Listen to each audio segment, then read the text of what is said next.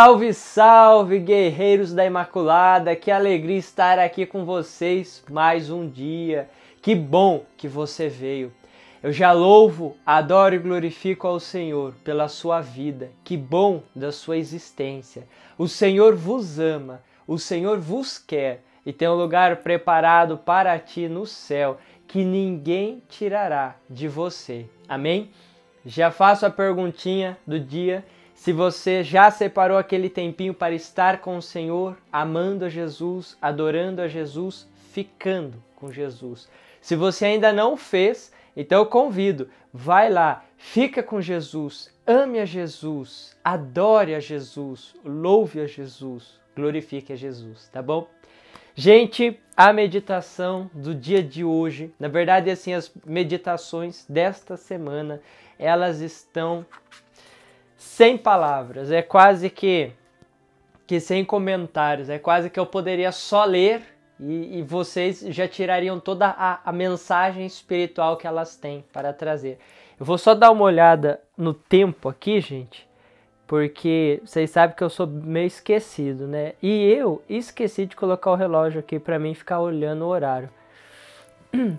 Bom, a meditação do dia de hoje, então, ela traz por título Entre Dois Mundos. E, gente, presta atenção.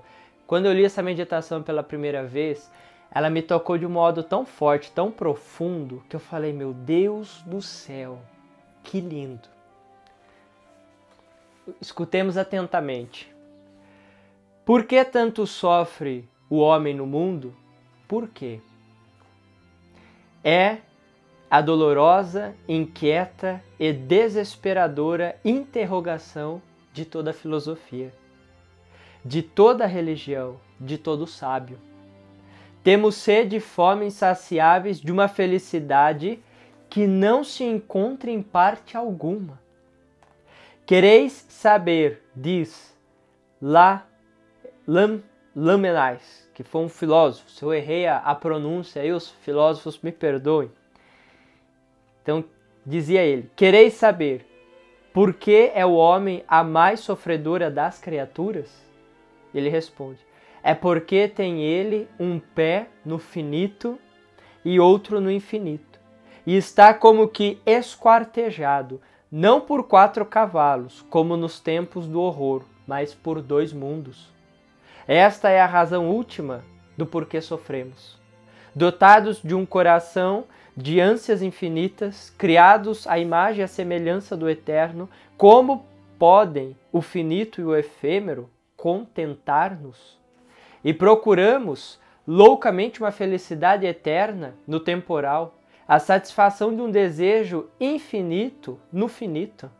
E como não sofrer a ânsia eterna, ó ânsia eterna que nos devora? Que suplício não padecem o gênio, o santo, o artista, almas nobres, dotadas com as mais perfeitas desse senso do infinito do eterno? O homem animal não é todo homem. Há em nós a carne e o espírito. Esta dualidade inimiga foi assim analisada pelo gênio de São Paulo, quando ele diz, a carne luta contra o espírito, e o espírito luta contra a carne. Temos em nós 2 homens, o animal e o espiritual. Pascal diria o anjo e a besta. Um tende para o infinito e o outro para o finito. Um para o eterno e o outro para o efêmero. E ficamos entre 2 mundos dessa luta, a que nenhuma guerra, nenhum combate se pode comparar. Como, pois, não sofrer é coisa singular. E nessa luta, nessa guerra feita, como nos ensina o Evangelho, que achamos a paz, a doce paz que Jesus nos veio trazer. Gente do céu, que meditação maravilhosa! Que meditação linda, que meditação profundíssima! Quando eu li, eu pensei assim, gente, talvez seja até difícil conseguir fazer um comentário desta meditação do dia de hoje em 10 minutos, porque a vontade é ficar aqui horas e horas conversando com vocês, porque é uma profundidade tão grande.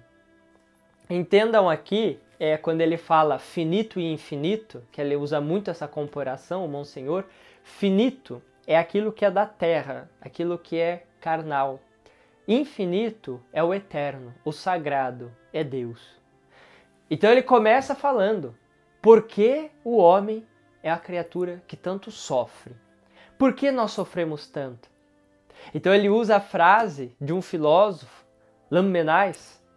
Deixa eu até ver se eu não errei o nome do filósofo, né? Mas eu acho que é esse mesmo. É Lamennais, o nome do filósofo.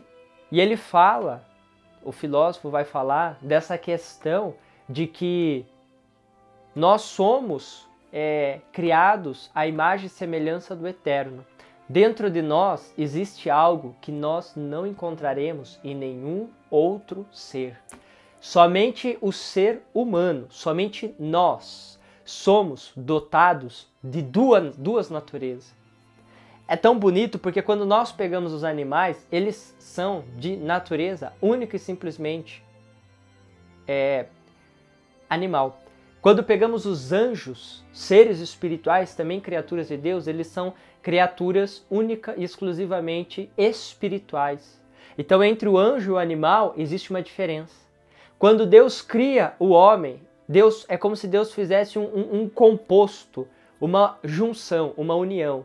Então, nós somos humanos, somos animais, mas espirituais.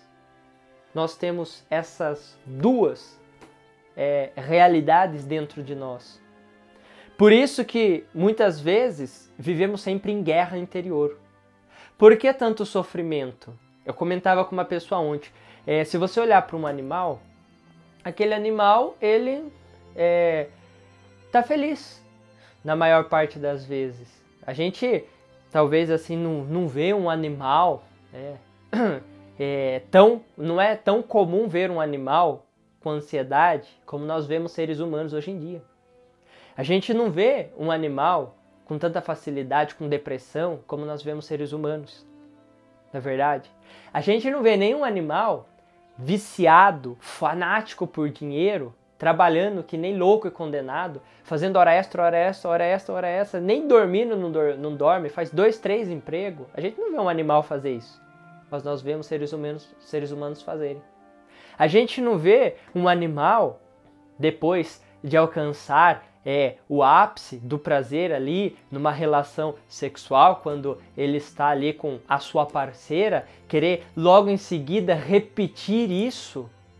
Mas a gente sabe que existem seres humanos que são desse jeito, que não satisfeitos com uma relação e querem outra, até machucarem o próprio corpo, em busca de uma felicidade que nunca vem. Então a gente começa a parar para analisar que existe algo de muito diferente entre os humanos e os animais. Porque é como se nós estivéssemos em busca de algo que nos atormenta, que nos agoniza, que nos deixa tristes, que nos deixa para baixo, que nos machuca, que nos fere. E a gente sempre está com essa inquietação, com essa coisa dentro da gente, sempre buscando. Eu comentava isso ontem com uma amiga minha, uma afilhada. Eu falava para ela assim,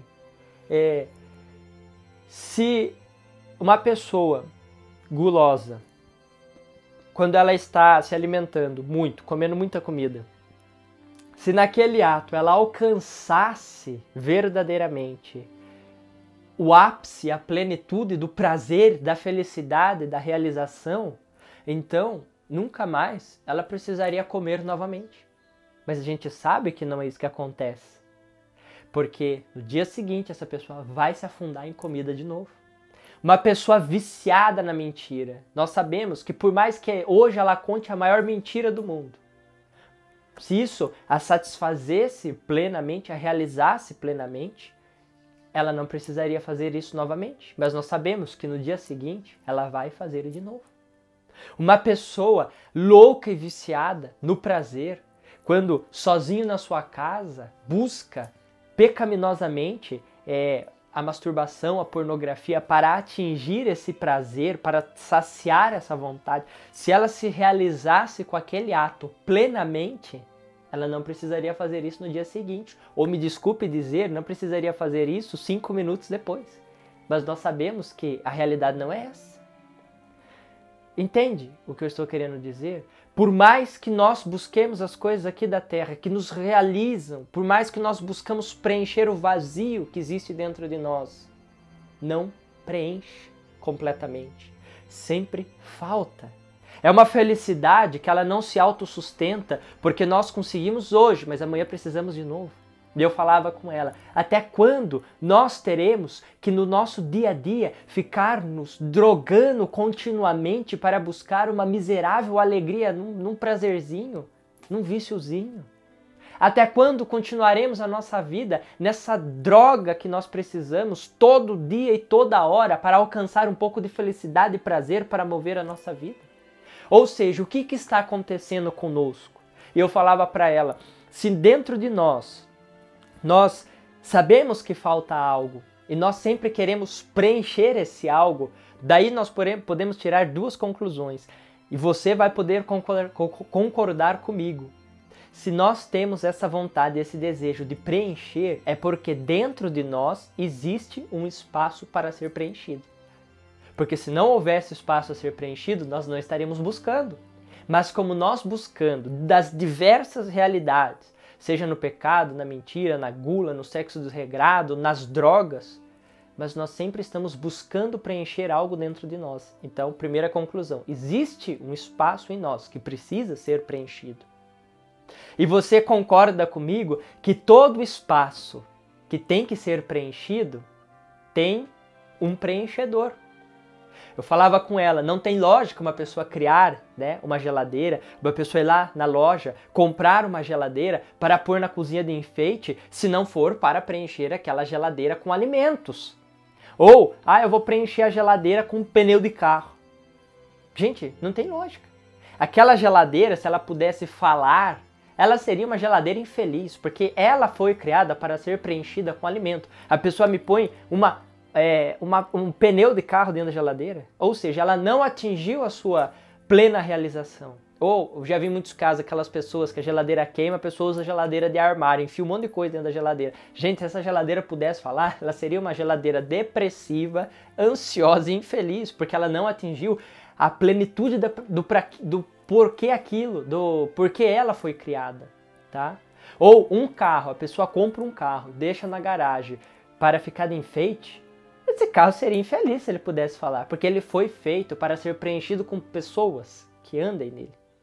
Nós, humanos, também. Nós fomos feitos à imagem e semelhança de Deus. E existe um único ser supremo que pode nos preencher. E esse ser precisa ser infinito, como vai dizer Monsenhor.